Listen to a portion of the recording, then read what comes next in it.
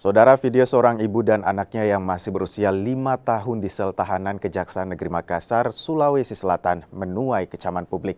Hal ini terjadi setelah sang ibu yang merupakan orang tua tunggal ditetapkan sebagai tersangka kasus dugaan penganiayaan mantan iparnya. Inilah video memilukan yang memperlihatkan seorang ibu sedang mendekap anaknya di sebuah sel jeruji tahanan Kejaksaan Negeri Makassar, Sulawesi Selatan. TF, perempuan berusia 25 tahun ini, adalah orang tua tunggal dari anaknya yang masih berusia 5 tahun. Keberadaan TF di sel Kejari Makassar ini setelah ia ditetapkan sebagai terdakwa kasus dugaan penganiayaan.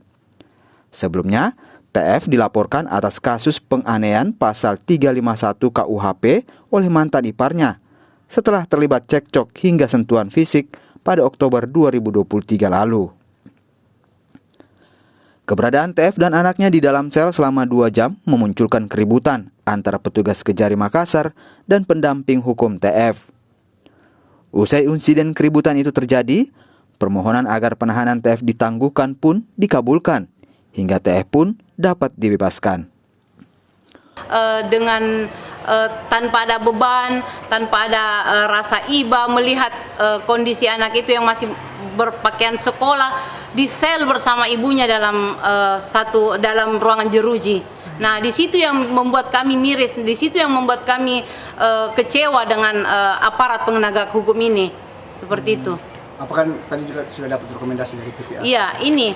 Nah, ini seperti dikesampingkan. Ini seperti dikesampingkan. Padahal di Perma 3 2017 ini menjadi acuan untuk pembuktian kondisi psikologisnya si korban. Nah, ini kan bagian dari korban.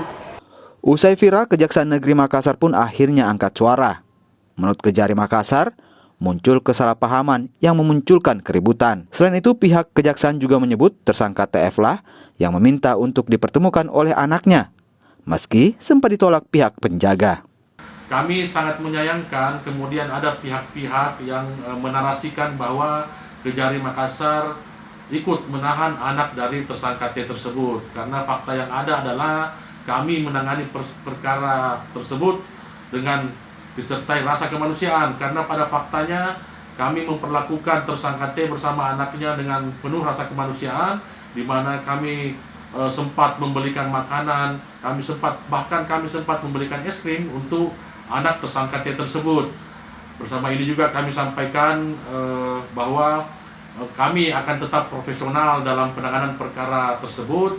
Insya Allah pada hari Rabu tanggal 13 Maret 2024 kami akan melimpahkan perkara tersebut.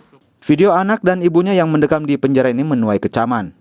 Masyarakat pun berharap peristiwa seperti ini tidak kembali terjadi. Rama Pratama, Kompas TV.